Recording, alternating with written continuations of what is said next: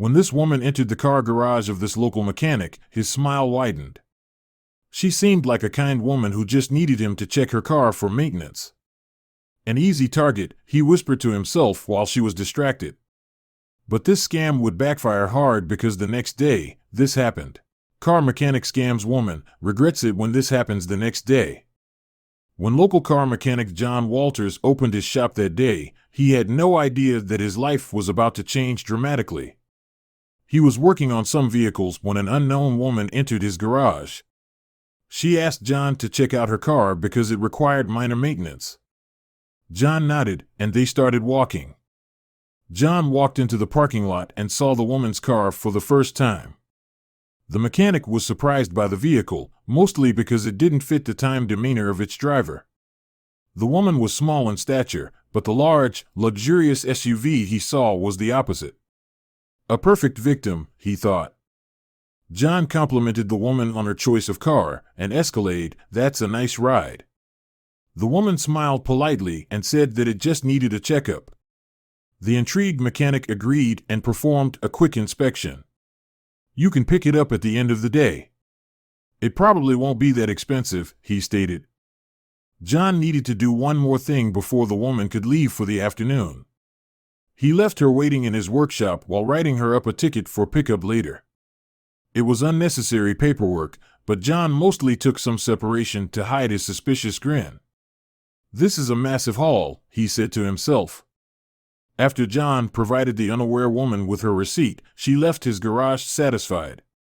She waved and smiled politely and closed the door behind her. However, John was the one person who was most happy with this situation. This car was perfect for his scam, and he got to work immediately. John checked her garage windows to see if the woman had left the premises. And when the coast was clear, he popped the hood of the SUV. A broad smile appeared on his face instantly. This is even better than I thought it would be. I'm going to make so much money of this thing. John told the woman she could pick up her car at the end of the day, so to make his scam successful, he had to act quickly. Luckily, this wasn't John's first rodeo. The clever mechanic had swindled many consumers in the exact same way, making him a self-proclaimed expert. The garage doors opened again when the afternoon ended and dinner time came rolling around. The lady from earlier walked into John's workshop to pick up her ride. John put on his best friendly face and complimented the woman about the way she kept her car. It was in good shape. John guided the woman through his small maintenance work on her car.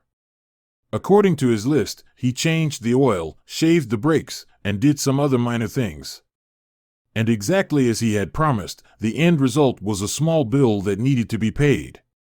It all seemed harmless to the unsuspecting customer. The woman paid the final bill, and John handed her the keys to her car. He stood in the doorway of his workshop as the woman drove away from his property, a satisfied customer, for now. John closed the door again, and in the heart of the workshop, he started laughing out loud. She had no idea. The clever car mechanic walked through a back door in his garage. From that doorway, he entered a private car park behind the shop. The place was fenced and mostly shielded from the main road. There, John looked at a car resembling the Escalade that the woman had brought in. John walked up to it and popped the hood of this mysterious vehicle. He laughed and said that this Escalade had just received a major upgrade, and the car of that innocent woman had just received a major downgrade. John's scam was clever and not without risks, but he perfected it over many years. John's scam involved him messing with high-end cars brought in by unexpected customers. He would bill them just a small amount, saying he fixed some minor flaws in the vehicle. But secretly, he swapped out high-end parts and replaced them with junk from his own private collection.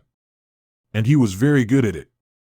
He only scammed owners who brought in cars that matched his private car park. And when his own cars were fully upgraded by the swapped parts, he would sell them for a large sum on the black market. It was clever ruse that turned out to be highly profitable.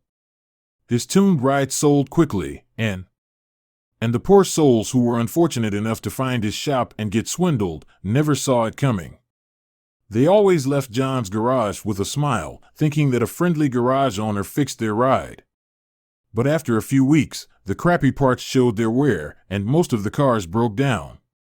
The woman from today will eventually return to complain about her broken car, but since she probably has little knowledge about car parts, she will have no idea what I have done to her ride. And if those customers accused him and pressed charges, no trace of evidence would ever be found. John's tuned-up Frankenstein cars sold fast. He made sure to install all stolen parts quickly, and he never got too greedy so the vehicles wouldn't stay parked in his private park for long. So, by the time the angry customers came knocking, the evidence of his theft would have been long sold. John was having a full-scale monologue with himself and having a great time doing so. He stated that most customers even came back afterward to have their broken parts fixed again. He would gladly do the job and do it well, knowing that he could charge them a second time for a problem he created. John didn't know that leaving this woman and her car alone was in his best interest. And by the time he figured that out, it was already too late. John went to sleep that night, thinking that his scam had been a complete success, but it was actually the beginning of his downfall. When John woke up that morning, he was in for a huge surprise. He planned to make final adjustments to his Escalade and then list it online for a quick flip. He poured himself a cup of coffee and took a lap around the quiet shop floor. "Let's finish this thing," he spoke out loud. After the morning coffee ritual was completed, John walked to the back door so he could start on the Escalade. "Let's hear that brand new engine purr," he said, smiling. John opened the car's door and took a seat in his beautiful creation. The key was placed in the ignition and turned. But oddly enough, the car did not give the audible response John hoped for. He expected a loud roaring sound, the sound such a large engine should make. But instead, the car backfired a couple of times and refused to start altogether. John popped the hood with a confused look on his face. But no matter how many times he looked, there was nothing weird he could find. John scratched his head as he circled the car a couple of times. It worked perfectly fine yesterday, so what was wrong with it now? Something didn't feel right, and instinctively, John started checking some other cars. There were about 20 other vehicles in his private car park. These were just normal cars without stolen modifications, but John knew they all ran normally. But to his surprise, they all shared the same defect. No car would even think of starting. What the hell is going on? Everything was fine yesterday. John walked back into his car shop with a weird feeling growing inside his stomach. It felt like he was being tricked himself, but how was that possible? John walked around his garage floor in circles for at least 15 minutes straight, thinking about possible reasons to explain this. And that's when he saw it. In the far corner of his workshop, a red light flickered. It was the smallest thing, but something that definitely wasn't there before. John inched closer and inspected what caused the light. He reached out his hand and pulled the device toward him. "Huh?" "It's a camera," John said with a nervous tone. Without a moment of hesitation, the scared garage owner took the camera and brought it to the computer in his office. If the camera had been recording all through yesterday without him noticing, he feared what was on there. The device was connected, and John's computer monitor showed one file. The file was opened, and a video recording instantly started playing. John saw that the footage started yesterday around 1 p.m. He also saw the woman from the Escalade placing the camera while John was busy making her receipt in his office. John felt fierce sweats dripping down his forehead. And those sweats were there for good reason because he could already guess what would come next. The woman who placed the camera suddenly pulled out a white sign with some written words on it. She brought the sign closer to the camera so John could read it, and instantly chills covered his entire body. The text explained that the woman already knew about John's scam and that by accepting her Escalade for repair, he had already fallen into her trap. "It's the end of the road for you. Police have already received a copy of this recording and are on their way right now." And then the footage John feared the most popped up. The camera showed the woman leaving his shop and John circling her car in his garage. He thought his actions from yesterday were private, so he did not hold back. The camera showed his full monologue in which he explained his entire scam.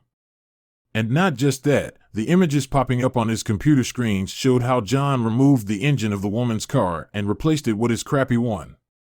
If the police really got a hold of these recordings, he was in big trouble. Panic sunk in with the normally composed mechanic. John knew he had to escape from here as quickly as possible, preferably somewhere out of town. He flung up the door to his private car park, but then he realized how well thought out the woman's plan was. All of his cars were made so they wouldn't start. How did she do this? There was only one car, which he had not checked yet. But it was the one car that he promised himself he would never drive. The car stood on the far edge of his property in a small garage with a padded lock. John turned the key and opened the door to reveal the inside. Inside the garage was John's prized possession. He called it his trophy car. But it was also the car that needed to be stationary forever. It was there to look at, not to drive. And John had a good reason for this decision. But this damn woman forced his hand. He had no choice. John knew the only way he would get out of there and stay one step ahead of the police was to start this car and drive away quickly. The nervous mechanic placed a key in the ignition, and the car started on the first try. "Of course, this thing works," John said sadly. With spinning tires, the fugitive John raced off his property. He pushed a button on his remote to open the main gates from a distance. "If I hurry, I can make it far away from this place before anyone notices I'm gone." John almost made it to the main road with his prized possession when, all of a sudden, the way out was blocked completely. Police cars came driving in from all directions, blocking every possible escape route. Within minutes, John was arrested, and his prized car was impounded. John knew he was done for. And when he arrived at the station, it became clear why. John waited in the interrogation room for officers to arrive and question him. But when the doors opened, someone stepped in he did not expect. It was the woman who owned the SUV. But this time, she didn't look as timid and friendly. The woman had a stern look and stated this was the end. She explained that John's scam easily turned into one of hers. "I knew about your scam and used your own ego to organize my plan for your arrest. I know about your scam because you used the same trick on my brother a week ago. And nobody messes with the family of a cop." The woman then revealed that her name was Danny Wilkins, and she was a detective in this police precinct.